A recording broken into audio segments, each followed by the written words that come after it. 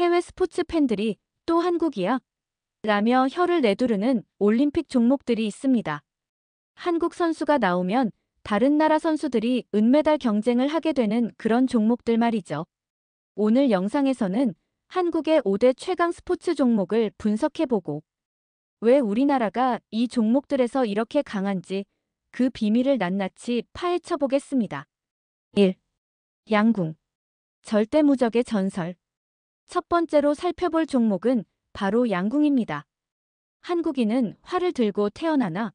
라는 말이 해외에서 농담처럼 돌고 있을 정도로 한국 양궁은 가히 압도적입니다. 1984년 LA 올림픽부터 시작해서 지금까지 한국 양궁은 거의 모든 올림픽에서 금메달을 싹쓸이해왔습니다. 특히 여자 단체전은 정말 경이로운데요. 올림픽 역사상 단 한 번도 금메달을 놓친 적이 없다고 합니다. 이게 얼마나 대단한 기록인지 아시나요? 1988년 서울 올림픽부터 2024년 파리 올림픽까지 10연속 금메달입니다. 다른 나라에서는 아예 한국과 다른 종목을 하는 것 같다는 농담이 나올 정도입니다. 실제로 해외 양궁 선수들은 한국 선수들을 보면서 저들은 대체 어떻게 저렇게 쏘는 거야? 라며 신기해하죠. 한국 양궁계에는 이런 말이 있습니다. 국가대표 되면 금메달은 덤이다. 왜냐하면 한국 국대 선발전 경쟁이 올림픽 본선보다 훨씬 치열하다고 합니다. 전국에서 몰려든 괴물들끼리 싸우다 보니 국가대표가 되는 순간 이미 세계 최강이 되어버리는 마법 같은 시스템인 거죠. 바람이 불어도 관중이 소리쳐도 전혀 흔들리지 않는 강철 멘탈 때문에 해외에서는 한국 양궁 선수들을 보고 로봇인가? 라는 반응을 보일 정도입니다. 한국 양궁이 이렇게 강한 이유는 여러 가지가 있다는데요. 한국의 양궁 시스템은 정말 체계적이라고 합니다. 어릴 때부터 선발해서 과학적으로 훈련시키고 멘탈 트레이닝까지 완벽하게 한다는데요. 괜히 주몽의 후예라고 이야기하는 게 아니겠죠. 2. 태권도. 우리가 만든 스포츠. 두 번째로 소개할 종목은 태권도입니다. 이건 정말 특별한 의미가 있습니다. 왜냐하면 한국이 만든 스포츠거든요. 물론 한편으로는 우리가 만든 건데 우리가 제일 잘하는 게 당연하지라고 할 수 있는 종목이기도 합니다. 태권도는 2000년 시드니 올림픽부터 정식 종목으로 채택되었다고 합니다. 초창기에는 그야말로 한국의 동무대였다고 하는데요. 다른 나라 선수들이 이거 한국 선수들만 하는 종목 아닌가? 라고 할 정도였죠. 한국 선수들이 거의 모든 체급에서 금메달을 휩쓸었기 때문입니다. 지금은 세계 각국 실력이 많이 늘었지만 여전히 기술의 완성도에서는 한국이 최고라고 합니다. 특히 태권도는 한국어 용어를 그대로 사용한다는 재미있는 이야기가 있는데요. 시작, 그만, 차력 경례 이런 용어들이 전 세계 공통이라고 합니다.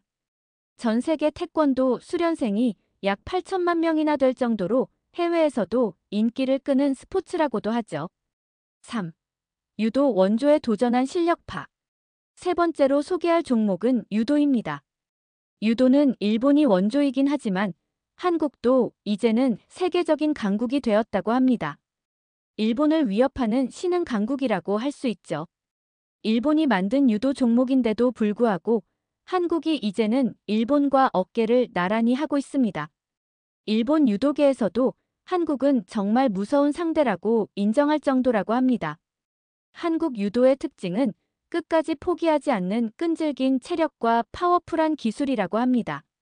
체격적으로 불리해도 기술과 정신력으로 이기는 모습에 해외에서는 코리안 파이팅 스피럿이라며 감탄하죠.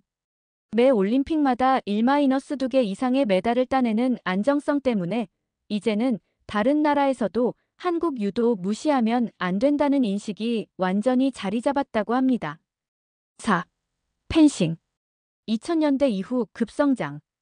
네 번째 종목은 펜싱입니다. 이 종목은 정말 2000년대 최고의 성장 스토리라고 할 수 있습니다. 2000년대 이전까지만 해도 한국 펜싱은 올림픽 출전도 어려웠거든요. 그런데 20년 만에 세계 최강국이 되어버렸습니다. 이런 급성장을 본 해외 펜싱계에서는 코리안 미러컬이라고 부르고 있다고 합니다. 한국 스포츠 역사에서 가장 극적인 성장을 보인 종목 중 하나라고 볼 수 있다네요. 사실 2000년대 이전까지만 해도 한국 펜싱은 올림픽에서 메달을 따는 것조차 꿈 같은 일이었다고 합니다. 하지만 2000년대 이후부터는 무서운 성장을 보이기 시작한 것입니다. 특히 사브르 종목에서는 이제 세계 최강이라고 해도 과언이 아니라는 말이 돌 정도라고 합니다. 다른 나라 선수들이 한국 선수만 없으면 금메달인데 라며 한숨 쉬는 소리가 들릴 정도라죠. 이렇게 펜싱 종목에서 한국은 2012년 런던 올림픽 이후로 단체전과 개인전에서 꾸준히 메달을 획득하고 있다고 합니다. 어떻게 이런 놀라운 성장이 가능했을까요? 한국 펜싱협회는 체계적이고 과학적인 훈련 시스템을 도입해 선수들을 훈련시키고 있다고 하는데요. 또한 해외 코치들을 적극적으로 영입하고 선수들도 해외 훈련을 많이 다닌다고 합니다. 오상욱, 구본길, 김정환 같은 젊고 재능 있는 선수들도 계속 나오고 있기에 한국이 펜싱 강국일 수밖에 없는 이유라네요.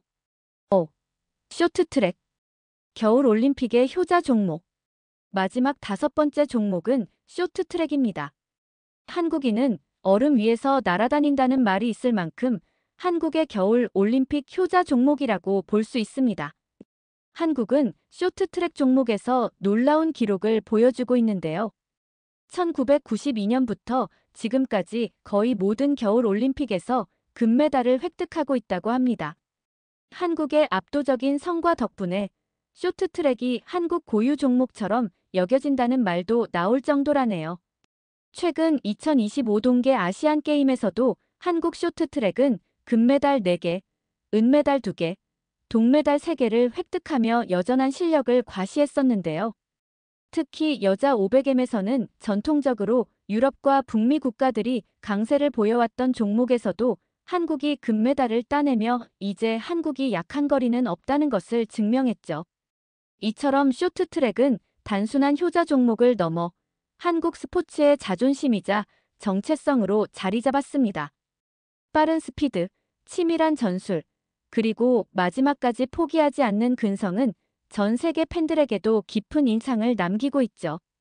이번 2025 동계 아시안게임에서도 한국은 단지 메달을 많이 딴 것이 아니라 왜 한국이 쇼트트랙 강국인지 그 이유를 다시 한번 실력으로 증명해냈다고 볼 수 있습니다. 지금까지 한국이 강세를 보였던 5가지 종목들을 살펴보았는데요. 이 종목들의 공통점을 보면 어릴 때부터의 체계적 육성 시스템, 과학적이고 전문적인 훈련, 극한의 경쟁을 통한 실력 향상, 그리고 포기하지 않는 한국인 특유의 정신력을 확인할 수 있었습니다. 앞으로도 이 종목들에서 한국의 강세는 계속될 것 같은데요. 재능 있고 젊은 선수들이 계속 나오고 있으며 시스템도 발전해 나가고 있기 때문입니다. 여러분들은 이 중에서 어떤 종목이 가장 인상 깊으셨나요? 그리고 제가 빠뜨린 한국의 강세 종목이 있다면 그것도 댓글로 알려주시면 다음 영상에서 다뤄보겠습니다. 오늘 영상이 도움이 되셨다면 좋아요와 구독 부탁드릴게요. 그럼 다음에도 유익한 영상으로 찾아뵙도록 하겠습니다. 시청해주셔서 감사합니다. 한국 이슈 모아 TV였습니다.